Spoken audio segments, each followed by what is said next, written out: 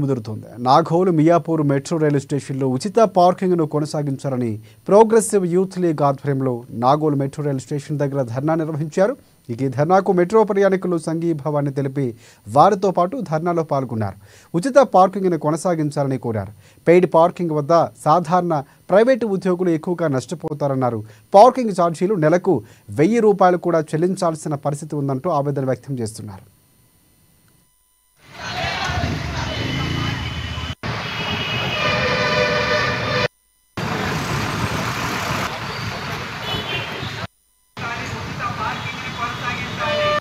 Metro వద్ద ఉచిత parking ను కొనసాగించాలి.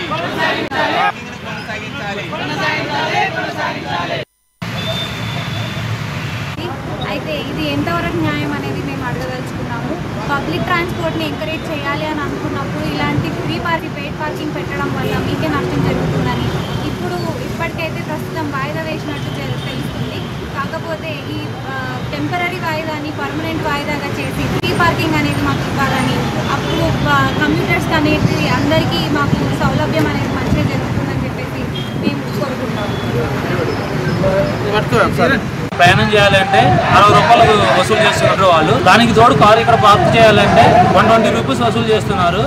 అండ్ 60, 120 ప్రయాణానికి అండ్ పార్కింగ్ కి 120 కలిపి 240. ప్రయాణికుల మీద చాలా అదనపు భారం పడుతుంది. సో ఇంతవరకు ఎలా ఫ్రీ పార్కింగ్ కల్పించారో అలాగే ఫ్రీ పార్కింగ్ ని ఇచ్చి ప్రయాణికుల మీద